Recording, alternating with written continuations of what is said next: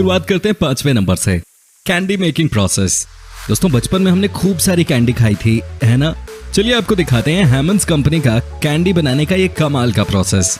Candy बनाने के लिए जो जो रॉ मटेरियल चाहिए उनमें शामिल हैं sweeteners, water, processing ingredients, colourants और फ्लेवरिंग्स। प्रोसेस के पहले स्टेप में सभी इंग्रेडिएंट्स को एक बड़े बर्तन में एक साथ अच्छे से मिलाया जाता है। आमतौर पर इसके लिए स्टेनलेस स्टील से बने एक बर्तन का इस्तेमाल होता है जिसके दोनों तरफ हैंडल्स लगे होते हैं। अब वर्कर 300 डिग्री फ़ारेनहाइट से भी ज्यादा तापमान में इस बर्तन को पकने के लिए रखता है ताकि इसमें एक एम्बर लिक्विड बनके तैयार हो जाए। अच्छे से पक जाने के बाद चीनी के इस मिक्सचर को वर्कर एक वाटर कूल टेबल के ऊपर इस तरह ठंडा होने के लिए डाल देता है।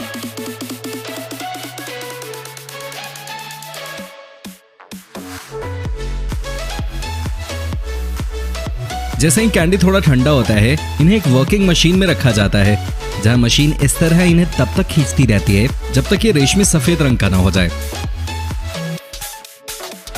अब इसमें कलर और फ्लेवर देकर इस तरह इसका लोफ जैसा बना दिया जाता है।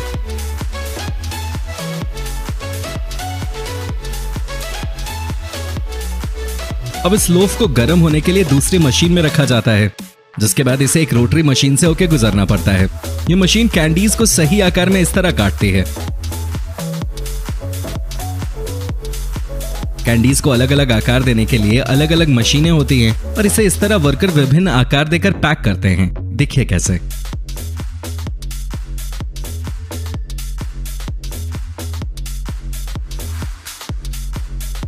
Number 4, mustard oil manufacturing process.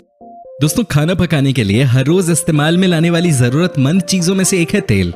वैसे तो तेल के कई अलग अलग प्रकार होते हैं और इन्हें बनाने का तरीका भी अलग अलग है, लेकिन आज हम दिखाने जा रहे हैं फैक्ट्री में सरसों का तेल कैसे बनाते हैं।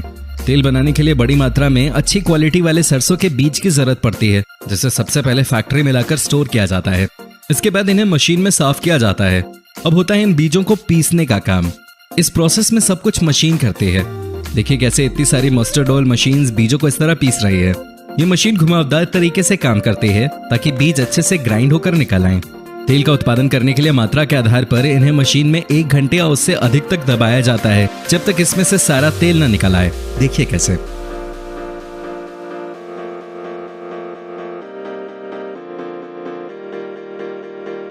अब नेक्स्ट स्टेप है फिल्ट्रेशन। इस प्रोसेस में सारी अशुद्धियों को हटाने के लिए निकाले गए तेल को छाना जाता है। देखिए कैसे मशीन कमाल तरीके से काम करती है जिसमें से अंत में शुद्ध तेल निकल के आता है।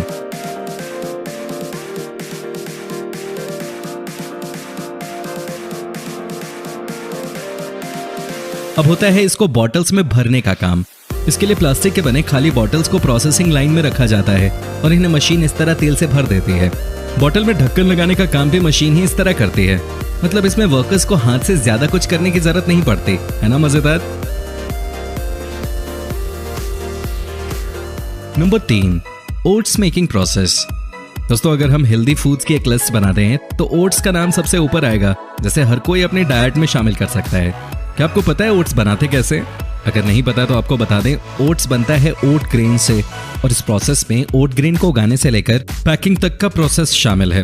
प्रोसेसिंग के लिए फैक्ट्री में लाने से पहले ओट ग्रेन को खेत में उगाया जाता है और प्रोड्यूस होने के बाद इन्हें इस तरह बड़ी बड़ी मशीन्स की मदद से खेत में हार्वेस्ट किया जाता है। अब इन्हें ट्रक में फैक्ट्री तक लाकर इस तरह लोड किया जाता है।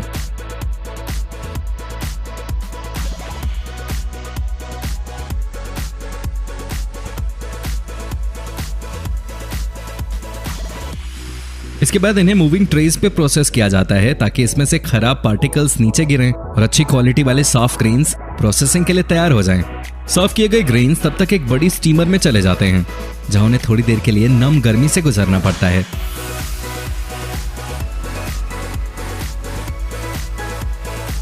अब आता है रोलिंग और कटिंग प्रोसेस। इसमें ओट्स धारदार नाइफ प्लेट से लैस एक मशीन से गुजरता है जहां इसके छिलके को निकालने का काम होता है। अब इन ओट्स को एक सिलेंडरों से लैस मशीन के बीच घुमाया जाता है ताकि ओट्स हल्के हो जाएं। ओट्स के छिलके को बाहर निकालकर अन्य प्रयोजनों के लिए उपयोग में लाते हैं।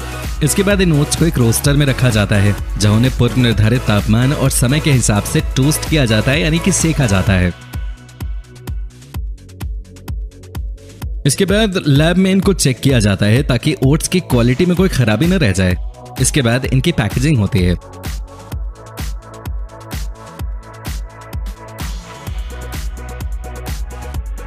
Number 2, jaggery making process. Bharat में चीनी के साथ साथ जैगरी यानी कि गुड़ की भी काफी आवश्यकता होती है, जिसका इस्तेमाल विभिन्न तरह के डिश में स्वाद लाने के लिए किया जाता है। आपको तो पता ही होगा कि गुड़ बनता कैसे है। चलिए नहीं पता तो हम आपको बता देते हैं कि गुड़ कैसे बनता है। गुड़ बनाया जाता है गन्ने से। गुड़ बनाने के लिए सबसे पहले बड़ी मात्रा में अच्छी गुणवत्ता वाले गन्नों को खेत से लाया जाता है और इन्हें अच्छे से साफ किया जाता है।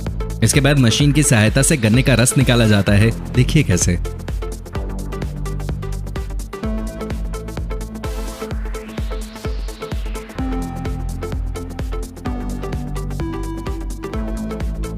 निकाले हुए रस को बड़े बड़े चेम्बर्स में इस तरह पाइप्स में जमा करते हैं। अब होता है इसे पकाने का काम।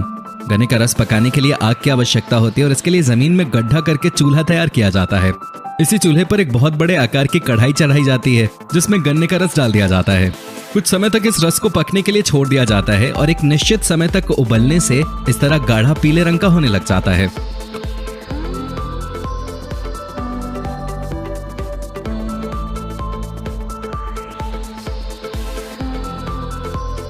अब ये इन पाइप्स के जरिए दूसरे चेंबर तक चला जाता है और यहाँ पर वर्कर्स इस तरह अपना काम करते हैं।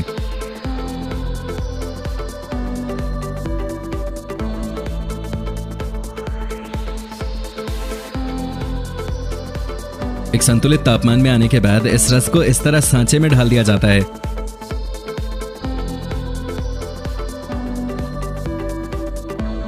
और इन्हें ठंडा होने के लिए इस तरह रखा जाता है। ठंडा होने के बाद बनकर तैयार होता है स्वादिष्ट गुड़, जिसे पैक करके बाजार में भेज देते हैं। पहले नंबर पर है मैंगो फ्रूटी मेकिंग प्रोसेस। दोस्तों गर्मियों के दिन आ रहे हैं, ऐसे में हम सबके फेवरेट फ्रूटी का मजा आप जल्द ही ले पाएंगे। चलिए स्वादिष्ट फ्रूटी को फैक्ट्री में बनाने का तरीका आज आपको दिखाते हैं। हम सबको पता है फ्रूटी बनाया जाता है आम से और इसके लिए बड़ी मात्रा में अच्छी क्वालिटी वाले आम को इस तरह फार्म से कलेक्ट किया जाता है। इसके बाद फैक्ट्री में लाकर सबसे पहले पकने के लिए राइपनिंग चेंबर में इन्हें 4 से 5 दिन तक रखा जाता है।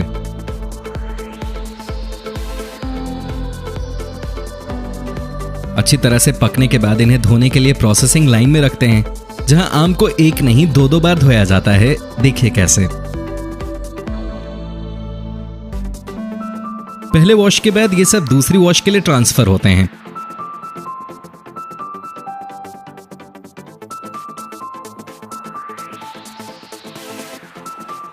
धोने के बाद इन्हें रस निकालने के लिए दूसरी प्रोसेसिंग लाइन में भेजा जाता है, जहां वर्कर्स आम के ऊपर का हिस्सा इस तरह काटते हैं ताकि रस निकालने का काम आसान हो जाए।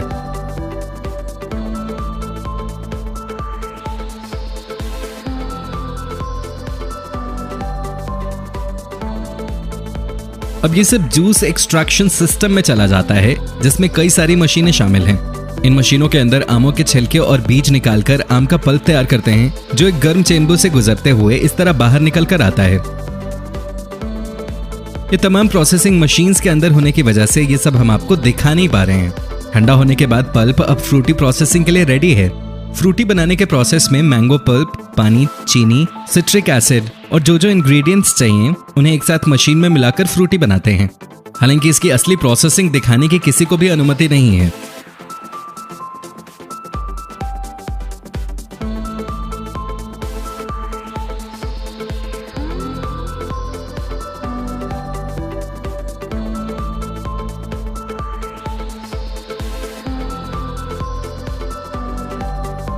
इन तमाम प्रोसेसेस से गुजरने के बाद ये मशीन इसे कुछ इस तरह पैक करती है।